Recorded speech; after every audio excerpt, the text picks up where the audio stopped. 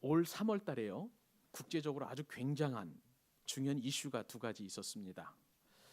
하나는 우리나라의 국회격이라고 할 수 있는 중국 전국인민대표대회에서 시진핑 주석의 장기 집권을 가능하게 하는 그러한 법안이 통과가 되었습니다. 원래 중국은요, 이 주석 자리가 2기에 걸쳐서 1기, 2기에 걸쳐서 10년 동안 하게 되어 있었습니다. 그것이 헌법 안에 이제 기록이 되어 있었는데요.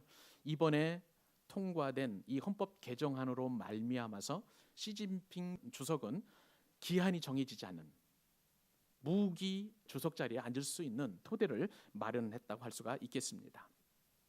그 인민대표대회에 참석한 사람들 가운데 2,958명이 찬성표를 던졌고요. 반대는 2표에 불과했고 기권은 3표에 불과했는데 그 찬성률이 무려 99.83%에 이를 정도로 압도적으로 지지를 받아서 통과가 되었습니다. 놀라운 대관식이라고 할 수가 있는 것이죠. 이것을 일컬어서 일부 언론에서는 시진핑 주석의 대관식이었다. 그것도 주전 약 221년에 중국을 최초로 통일한 그 황제가 있었는데 그 황제는 진시황입니다. 진시황이 스스로를 일컬어서 시황제라고 했는데 시황제 시진핑이 이제 등극을 하게 되었다라고 해외 언론에서 그렇게 보도를 하게 된 것이죠. 이러한 화려한 대관식, 놀라운 대관식은 러시아에서도 일어나게 되었습니다. 푸틴 대통령이 지난 3월 18일 날 대선에서 압승을 거두게 되었는데 무려 집권 4기에 이제 이르게 되었습니다. 이로써 푸틴은 2024년까지 장기적인 집권을 가능하게 하는 그런 정치적인 토대를 쌓게 되었습니다. 원래 푸틴은요 2000년도부터 대통령이 되었습니다. 4년 두 번에서 대통령을 2번 연임하게 되었는데 2008년에는 이제 더 이상 연임할 수 없기 때문에 자신의 측근인 드미트리 메드베데프를 대통령으로 세우고 자신은 총리에 앉았죠. 그리고 나서 그 대통령의 임기가 이제 끝나자 자신이 다시 대권에 도전하게 되었고 8년 동안에 이제 대통령을 마치고 또 다시 이번에 대선에서 승리하게 됨으로 말미암아서 2024년까지 안전하게 이제 대통령으로서의 그 직무를 다하게 되었습니다. 화려한 그러한 대관식이라고 할 수가 있는 것이죠. 이러한 푸틴 대통령을 일컬어서 차르라고 보통 이야기를 합니다. 차르는 러시아 황제를 일컬어서 차르라고 하는데요. 최고 권력자, 통치자, 황제로서의 입지를 가질 정도의 놀라운 권력을 지닌 푸틴 대통령이 되었습니다. 화려한 대관식이라고 할 수가 있는 것이죠. 이처럼 중국의 시진핑 주석이나 혹은 러시아의 푸틴 대통령처럼 세계 모든 이목을 집중해 가면서 그 나라의 최고 통수권자가 된 것에 비해서 만왕의 왕이신 우리 예수님의 대관식은 너무나 소박했습니다. 너무나 조촐했어요. 너무나 초라했던 것을 볼 수가 있습니다. 그러나요, 이 대관식은 인류 역사상 가장 위대한 대관식이 되었습니다. 왜냐하면 그 대관식 자리에 성부 하나님께서 계셨고 성자 예수님께서 계셨기 때문에 그렇습니다. 비록 그 자리에는 사람이 많지 않았어요. 거의 없었습니다만은 그러나 삼위일체 하나님께서 함께 하셨다는 면에서 인류 역사상 가장 위대한 대관식이 된 줄로 믿습니다. 그러면 사랑하는 여러분, 저와 여러분은 오늘 본문을 통해서 그 위대한 예수님의 대관식에 참석해서 함께 그 증인이 될 것입니다. 오늘 말씀을 통해서 우리는 예수님의 그 대관식이 우리에게 큰 은혜를 줄 것인데 이 대관식이 왜 위대한 대관식이 되었는지를 몇 가지 이유를 통해서 우리 함께 살펴볼 것입니다. 예수님의 대관식이 왜 위대한 대관식이었을까요? 첫째 이유가 있습니다. 그것은 대관식 전야자의 삶을 산 세례 요한이 증거를 하고 있기 때문에 그런 것입니다. 여러분, 큰 행사를 치르다 보면 항상 전야제가 열리는 건 여러분 잘 아시죠? 올 2월 달에 우리나라에서 평창에서 겨울 동계 올림픽이 열리게 되었습니다. 그때의 개막식이 열리게 되었는데 이 개막식은 정말 우리나라의 어떤 아름다운 전통이 살아 숨쉬는 그런 개막식이었고 뿐만 아니라서 우리나라가 IT 강국인데 그 IT 강국으로서의 면모를 그대로 잘 드러내는, 그래서 많은 전 세계인들에게 감동을 주는 그러한 개막식이었습니다. 특히 한 사람이 드론을 조종해서 무려 1218개의 드론을 조종해 가지고 그 조종으로 만든 드론으로 만든 오륜기, 아마 다 기억하실 것입니다. 참 감동적이었고 그 감동이 지금도 생생하게 우리 가슴에 남아 있습니다. 근데 오늘 본문에서 드러나는 예수님은 본격적으로 이제 공생의 사역을 시작하기에 앞서서 한 가지 개막식을 하게 되는데, 그 개막식이 무엇인가? 세례 요한으로부터 세례를 받는 그런 개막식이었습니다. 예수님의 공식적인 그런 개막식이라고 할 수가 있는데요. 그런데 이 개막식에 앞서서 세례 요한이 전야제 같은 그런 말씀을 하고 있는 것을 볼 수가 있습니다. 그의 삶이 전야제 같은 그런 성격을 드러내는데, 오늘 본문에 보니까 이런 내용이 이렇게 기록이 되어 있습니다. 11절 12절 나는 너희로 회개하게 하기 위하여 물로 세례를 베풀거니와 내 뒤에 오시는 이는 나보다 능력이 많으시니 나는 그의 신을 들기도 감당하지 못하겠노라. 그는 성령과 불로 너희에게 세례를 베푸실 것이요 손에 키를 들고 자기의 타작마당을 정하게 하사 알곡은 모아 곳간에 들이고 쭉정이는 꺼지지 않는 불에 태우시리라. 일반적으로요, 여러분, 전야제는 개막식에 비해서 조촐하고 소박하고 아주 담백합니다. 극적이지 않죠? 감동적이지 않습니다. 세례 요한은 자신은 전야제 같은 삶을 산다는 것을 누구보다 잘 알고 있었습니다. 그렇기 때문에 자신의 뒤에 오시는 이 그 예수 그리스도가 불과 성령으로 세례를 베푸는 그 분, 능력이 많으신 분이 이제 개막식으로 이제 등극하시게 되는데, 자신은 소박한 전야제로서 사람들에게 회개의 세례를 부어 주신다라는 그런 생각을 갖고 있었다는 것이죠. 예수님께서 완벽하게 공생의 사역을 감당하시도록 세례 요한은 길을 닦는 그러한 사역을 감당하고 있는 것입니다.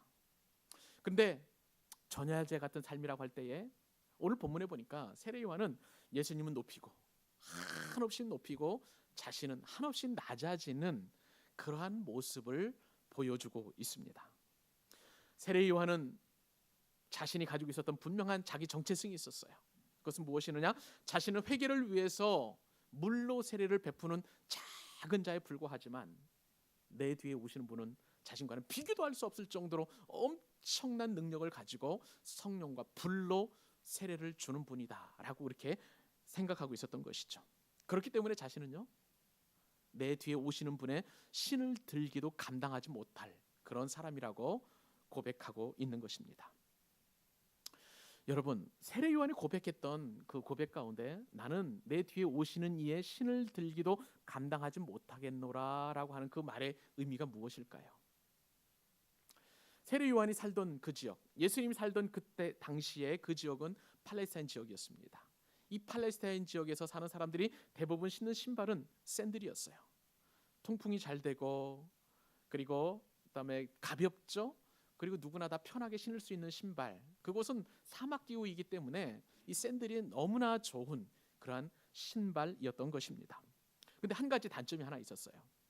이 사막 모래에 빠지지 않도록 이 샌들과 발을 꽁꽁 묶는 거예요.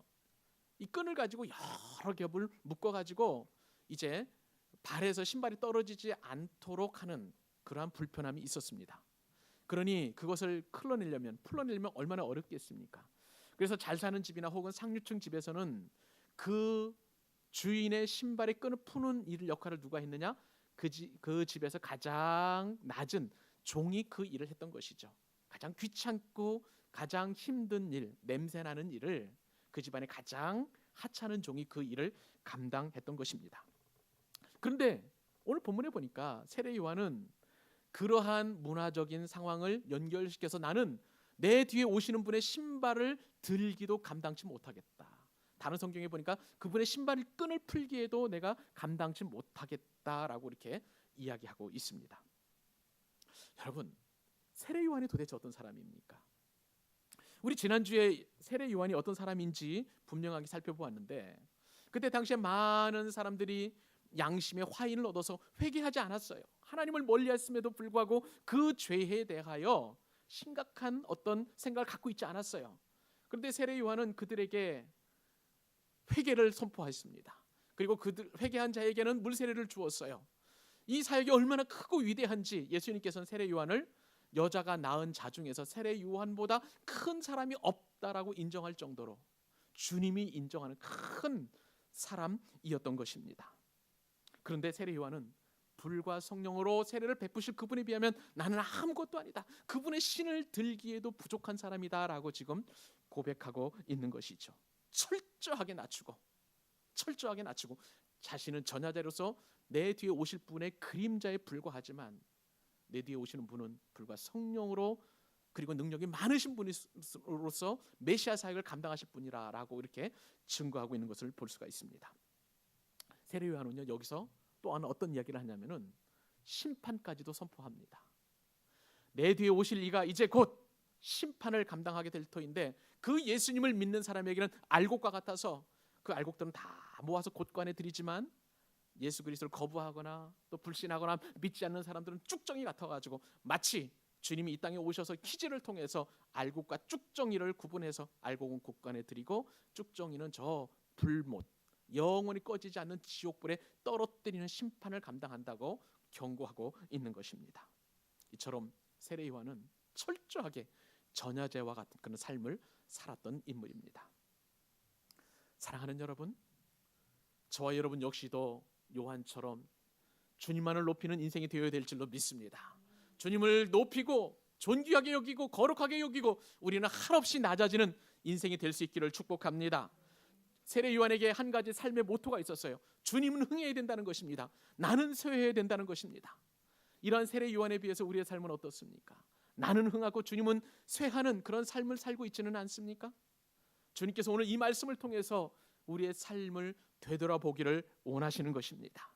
사랑하는 여러분, 절대 자신만을 높이고 주님을 낮추는 그런 어리석은 삶을 살지 않기를 주님의 이름으로 축복합니다.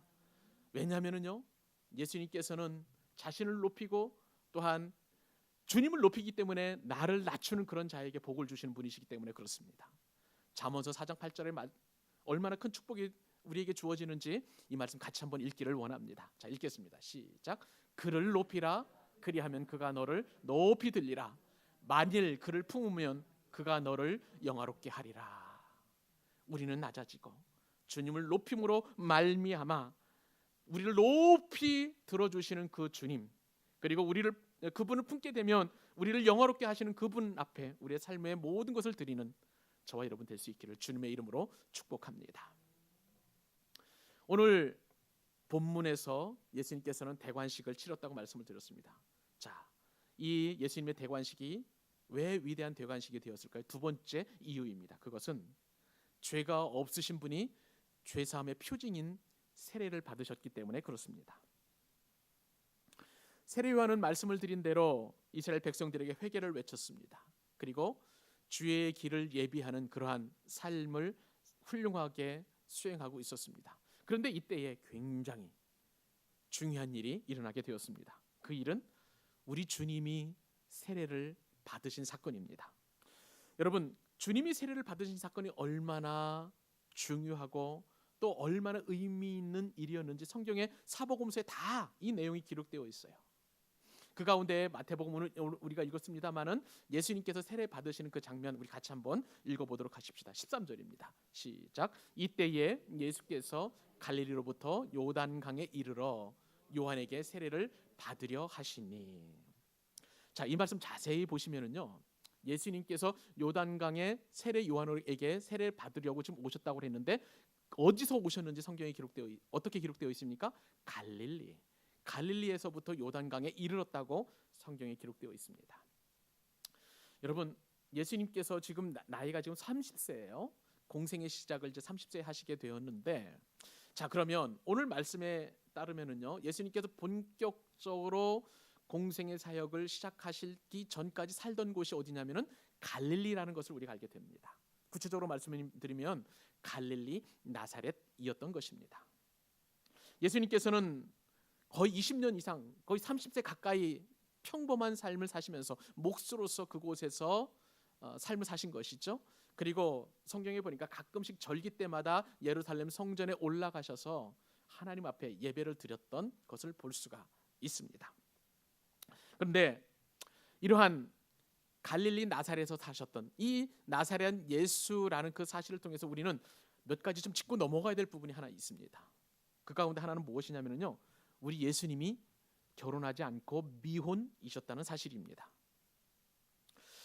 당시 율법에 따르면은 유대인들은 18살에서 20살에 그때가 결혼 정년기인데요, 대부분 다 결혼하게 되었습니다.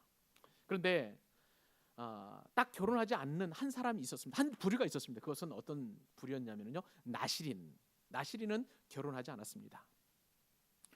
독일의 유명한 이제 경건 성경학자 가운데 이제 마이어라는 목사님이 있는데요, 마이어라는 목사님 바로 그런 이야기를 했던 것이죠. 나시린으로 삶을 살기로 작정한 사람은 결혼하지 않았다. 그러면 우리가 예수님께서 이제 30세가 되셔도 결혼하지 않았다는 것은 나시린으로서의 삶을 살았다는 것을 나름대로 짐작을 하게 됩니다. 여러분, 그렇다면 나시린은 어떤 사람입니까? 하나님 앞에서 자신을 거룩하게 구별해서 드리기로 작정한 사람이 바로 나시린인 것입니다. 하나님 앞에 거룩하게 자신을 드렸기 때문에 인간의 즐거움을 추구하는 삶을 살 수는 없었어요. 이것은 율법에 이미 정해져 있는 그런 상황이었습니다. 그래서 대표적으로 나시린은 육체의 즐거움을 내려놓기 위해서 포도와 관련된 것을 먹지 않았습니다. 포도주도 안 먹었죠, 포도즙도 안 먹었죠, 포도 그 자체도 안 먹었을 뿐만 아니라 포도나무나 포도 뿌리까지 포도와 관련된 모든 것들은 나시린은 전혀 손을 대지 않았습니다. 왜일까요? 그 당시에 이 포도라는 그 존재는, 이 포도라는 포도주와 같은 그러한 것은 인간의 즐거움과 영을 나타내는 가장 대표적인 것이었기 때문에 나시린은 포도와 포도주 그리고 포도즙을 절대 손에 대지 않았습니다. 또 하나, 나시린에게 금지된 것이 하나 더 있었었는데 그것은 시체를 가까이 하지 않는 것이에요. 그렇기 때문에 나시린은요, 부모나 혹은 형제 자매가 죽었다 할지라도 그 시체를 만져서는 안 됩니다. 왜 그럴까요? 여러분, 우리가 상식적으로 잘 아는 것처럼 죽음이라는 것은 왜 우리 인간에게 죽음이 다가왔습니까? 죄의 값이기 때문에 그래요. 죄의 삭시기 때문에.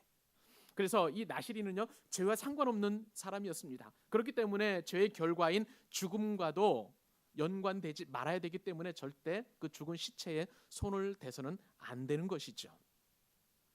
그런데 오늘 말씀을 보니까 영원한 나시린으로서, 영원한 제사장으로서, 영원한 레위인으로서의 완벽하게 공생의 삶을 사셨던 주님께서 지금 요단강에 오셔서 세례 요한에게 세례를 받으시려고 준비하고 계시는 것입니다.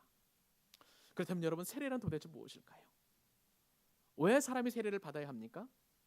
세례는 우리의 죄를 하나님 앞에 자복하고 그리고 죄 사함의 표징으로서 세례를 받게 되어 있는 거예요. 우리가 지난주에 살펴보게 되었죠. 세례 요한이 세례를 베풀 때 그냥 베푼 게 아니었어요. 죄를 세례 요한 앞에 고백한 사람만 세례 요한은 그에게 세례를 베풀었던 것입니다. 우리 지난주에 받았던 은혜를 상기하는 차원에서 우리 마태복음 3장 5, 6절 말씀을 같이 한번 읽도록 하겠습니다. 자, 시작. 이때에 예루살렘과 온 유대와 요단강 사방에서 다 그에게 나와, 그 다음에 자기들의 죄를 자복한 사람, 맞아요. 자기들의 죄를 자복하고 요단강에서 그에게 세례를 받더니라고 성경에 기록되어 있습니다. 근데 여러분, 예수님은요, 세례를 받으실 이유가 하나도 없었어요. 왜 그렇습니까? 예수님께서는 본래 죄가 없으신 분이시기 때문에 고백할 죄가 없으셨어요. 그러므로 이 죄사함의 표징이라고 할 수 있는 세례를 더더욱 받아야 하는 것은 있을 수 없는 일이죠. 그것은 쓸데없는 일이에요. 이 사실이 얼마나 중요한지 성경은 예수님이 이런 분이시라고 성경에 기록하고 있습니다. 요한일서 3장 5절 말씀인데요, 그가 우리 죄를 없애려고 나타나신 것을 너희가 아나니 그에게는 같이 죄가 없느니라. 다시 한번, 예수님에게는 죄가 없느니라. 성경에서 예수님께서는 죄가 없으시다고 분명하게 말씀하고 있는데, 그렇다면 죄사함의 상징인 이 세례를 받을 이유가 전혀 없다는 것을 우리는 너무나 잘 알게 되는 것이죠. 여러분, 우리는 이 말씀을 통해서 깊이 깨달아야 될 영적 지식이 한 가지 있습니다. 예수님은 본래 죄가 없으신 의로우신 분이심을 여러분 믿으시기 바랍니다. 예수님께서는 세례를 받거나 회개해서 의롭게 되셔야 될 아무런 이유가 없는 거예요. 왜요? 예수님 하나님이시기 때문에 그렇습니다. 하나님은 의로우신 분이십니다. 정결하신 분이십니다. 순결하신 분이십니다. 죄와는 전혀 관계가 없는 그러한 하나님이시기 때문에 예수님께서는 세례를 받으셔야 될 이유가 하나도 없는 것입니다. 그런데 오늘 본문에 보니까 예수님께서 세례를 받으신다는 거예요. 예수님께서 세례를 받으신 이 사건은 위대한 대관식이 되는 것입니다. 왜요? 예수님께서 저와 여러분의 죄를 대속하시기 위하여 메시아로 등극하기 위한 그 과정이었기 때문에 예수님이 세례를 받으시는 이 사건은 위대한 대관식이 되는 것입니다. 그렇습니다, 여러분. 우리를 죄에서 구원하시고 우리가 구원을 받을 만한, 우리의 죄를 사하실 만한 그 어떤 방법도, 그 어떤 사람도 하나님께서는 우리에게 보내주신 것이 없습니다. 오직 예수님만이 우리 죄를 사하시는 유일한 분이신 것을 여러분 믿음으로 받아들이실 수 있기를 바랍니다. 예수님께서 우리를 위하여 죄사함의 상징인 이 세례를 받으시는 이 위대한 대관식으로 말미암아 이제 주님께서는 십자가를 지시는 그 길로 나아갈 수 있게 되었던 것입니다. 그 십자가를 믿는 사람들마다 그러므로 죄의 결과인 죽음의 문제 해결할 수 있는 것이고, 그리고 우리의 모든 죄 문제도 해결받을 수 있는 것입니다. 사랑하는 여러분, 죄도 없으신 그분이 바로 죄의 사함의 상징인 세례를 받으신 것은 저와 여러분을 위한 위대한 메시아로서의 대관식임을 믿으시기 바라고, 그리고 이것이 바로 저와 여러분에게 주시는 하나님의 압도적인 은혜임을 믿으실 수 있기를 바랍니다. 오늘 말씀을 통해서 왜 예수님께서 오늘 본문에 등장하는 대관식이 위대한 대관식일까? 세 번째 이유입니다. 모든 의를 이루는 합당한 일이기 때문입니다. 같이 한번 읽어볼까요? 자, 시작. 너무나 중요한 이유예요. 다시 한번 읽어보십시다. 시작. 모든 의를 이루는 합당한 일이기 때문이다. 말씀을 드린 대로 예수님은 죄가 없으신 분이십니다. 그렇기 때문에 세례를 받으셔야 할 하등의 이유가 없으신 것이죠. 주님은 하나님의 성령으로 잉태된 그런 하나님의 아들이시기 때문에 자신보다도 열등한 이 피조물인 세례 요한에게 세례를 받으실 필요가 없으셨고, 또한 그 세례를 베푸는 세례 요한 자체도 죄인이기 때문에 더더욱 주님은 세례를 받으실 이유가 하나도 없었습니다. 그런데 그러한 예수님께서 성령과 불로 세례를 베푸실 분이라는 사실을 세례 요한만큼은 정확하게 알고 있었습니다. 그래서 이러한 사실을 알고 있었던 세례 요한은 자신에게 세례를 받으시려는 그 예수님을 말립니다. 그 말씀이 14절 15절 말씀에 기록되어 있습니다. 같이 한번 읽기를 원합니다. 시작. 요한이 말려 이르되 내가 당신에게서 세례를 받아야 할 터인데 당신이 내게로 오시나이까? 예수께서 대답하시되 이제 허락하라. 우리가 이처럼 모든 의를 이루는 것이 합당하니라 하시니 이에 요한이 허락하는지라. 요한은요, 지금 죄 없는 사람을 처음 만나게 되었어요. 근데 그분이 지금 어떻게 하냐면요, 죄인처럼 세례를 받겠다고 요청을 하고 계시는 것이죠. 그러니 이 상황 속에서 세례 요한은 얼마나 난처했을까요?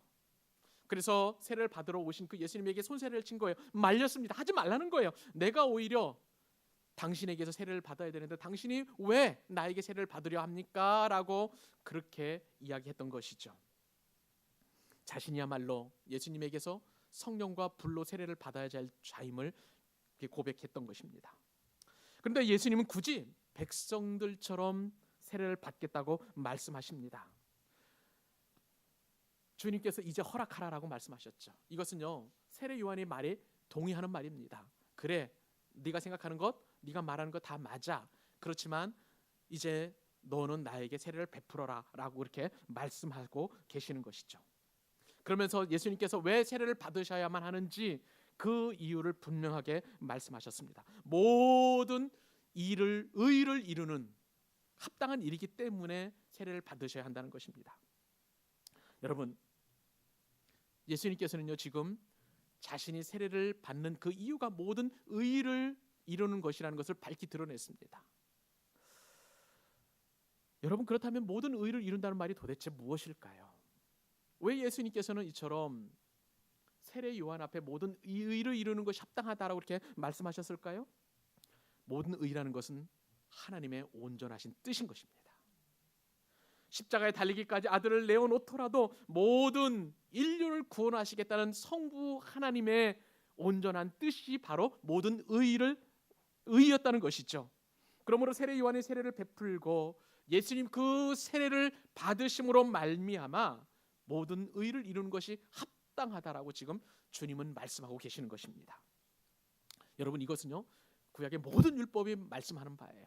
그리고 구약 시대에 하나님께서 선지자들을 통해서 이미 수없이 말씀하신 그러한 의였던 것입니다. 그리고 이제 때가 되었어요. 세례 요한을 통해서 세례를 받으심으로 말미암아 예수님은 하나님이 원하시는 그 길을 걸어가게 되실 것이고 이로써 모든 의를 이루게 되는 것입니다. 그러므로 죄가도 없으신 그 예수님께서 세례를 받으실 수밖에 없는 그것이 바로 이 오늘 본문 가운데 기록이 되어 있는 것이죠. 그것이 바로 하나님의 의를 이루는 것이었습니다. 하나님의 의란 무엇입니까? 사도 바울은 고린도후서 5장 21절에서 하나님의 의를 이렇게 표현합니다.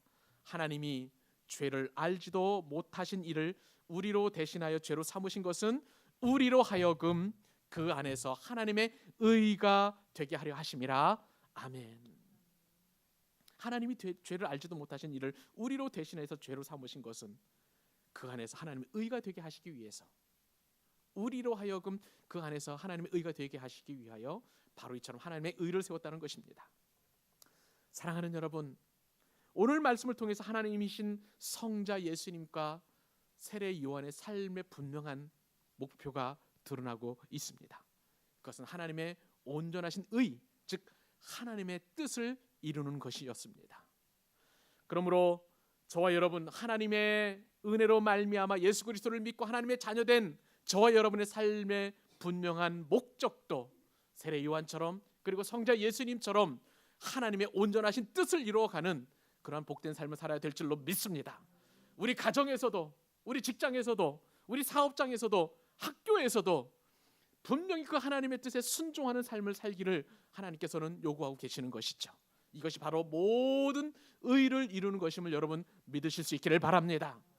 하나님의 의를 이루는 삶, 그것은 곧 하나님의 뜻에 순종하는 삶을 사는 것입니다. 그 복된 삶을 사는 저와 여러분 될 수 있기를 주님의 이름으로 축복합니다. 오늘 예수님의 대관식은 왜 위대한 대관식이었을까요? 마지막 네 번째입니다. 네 번째 이유는 삼위일체께서 예수님의 메시아 등극을 기뻐하셨기 때문이라는 사실입니다. 예수님께서 세례를 받으시는 행위는 세상적으로 볼 때요 지극히 수치를 당하는 일이었습니다. 왜 그럴까요? 다시 한번 우리 더듬어 보면 죄인도 아니신데 죄인처럼 세례를 받으시는 일이었기 때문에 그렇습니다. 창조주이신데 피조물에게 세례를 받으신다? 죄도 없으신 분이 죄가 있는 세례 요한에게 세례를 받는다? 정말 세상적으로 보면은 이처럼 낮고 수치스러운 일이 없는 것입니다. 그런데 주님께서 이 모든 수치를 이겨내시고 세례를 받자 엄청난 일이 그때 일어나게 되었습니다. 그 말씀이 바로 16절 17절 말씀인데 우리 두 절 말씀을 같이 한번 읽겠습니다. 시작. 예수께서 세례를 받으시고 곧 물에서 올라오실 때 하늘이 열리고 하나님의 성령이 비둘기같이 내려 자기 위에 임하심을 보시더니 하늘로부터 소리가 있어 말씀하시되 이는 내 사랑하는 아들이요 내 기뻐하는 자라 하시니라. 여러분, 예수님께서요 세례를 받으셨는데 세 가지 엄청난 일이 일어나게 되었습니다. 첫째는 하늘이 열렸다는 사실입니다. 주님께서 세례를 받으시고 이제 물에서 올라오셨을 때 그때에 하늘이 열린 그 놀라운 기적이 일어나게 되었습니다. 여러분, 그 현장에서 하늘이 열린 것을 바라본 유대인들은 어땠을까요? 아니면 이 마태의 이 성경을 읽는 그때 당시에 1세기의 그리스도인들은 얼마나 놀랐을까요? 왜냐하면요 유대인들이 그때 당시에 드린 기도 제목 때문에 그렇습니다. 유대인들은 죄를 지었을 때 하나님 앞에 어떻게 기도를 했냐면요 우리가 죄를 지을 때 하나님 도대체 어디에 계셨습니까?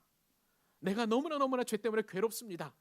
그래서 이 죄의 괴로움을 해소하기를 원하오니 하나님이시여 하늘을 찢고 우리 가운데 임하시옵소서라고 크게 외쳤어요.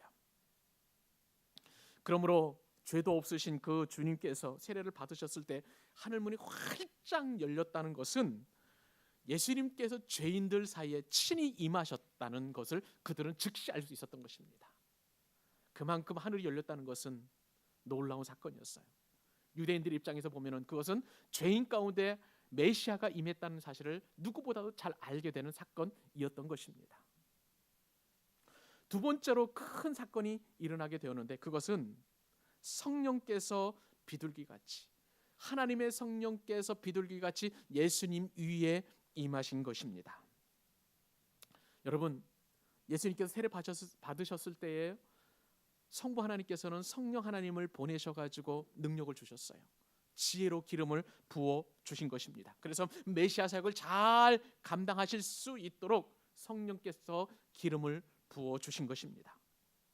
여러분, 이것은요, 구약 성경에 이미 예언되어 있었던 사실이에요.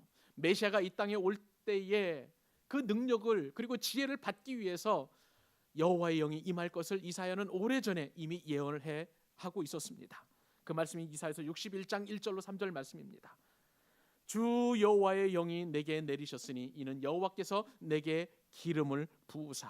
그 다음에 메시아가 할 일입니다. 가난한 자에게 아름다운 소식을 전하게 하는 사역을 하실 수 있다는 것이죠. 그리고 나를 보내사 마음이 상한 자를 고치고 포로된 자에게 자유를, 갇힌 자에게 노임을 선포하게끔 성령으로 기름을 부으시겠다는 거예요. 여호와의 은혜의 해와 우리 하나님의 보복의 날을 선포하여 모든 슬픈 자를 위로하되 무릇 시온에서 슬퍼하는 자에게 화관을 주어 그 죄를 대신하여 기쁨의 기름으로 그 슬픔을 대신하며 찬송의 옷으로 근심을 대신하게 하시고 그들이 의의 나무가 되어 여호와께서 심으신 그 영광을 나타낼지라 일컬음을 받게 하려 하심이라. 메시아의 사역은 엄청난 사역이에요. 성령의 기름 부으심이 없이는, 성령의 능력과 지혜를 덧입지 않고는 그 사역을 감당하실 수 없기 때문에 이 메시아의 예언이 예언되어 있던 이 이사야서 말씀이 예수님께서 세례를 받으신 이후에 이루어진 것입니다. 그러므로 예수님의 이 세례 받으신 사건은 위대한 메시아로서의 대관식이 되는 것입니다. 여러분, 마지막으로 예수님께서 세례를 받으셨을 때 엄청난 또 다른 사건, 세 번째 사건이 이루어지게 되었는데, 그것은 하늘로부터 하나님 아버지의 음성이 들렸다는 거예요.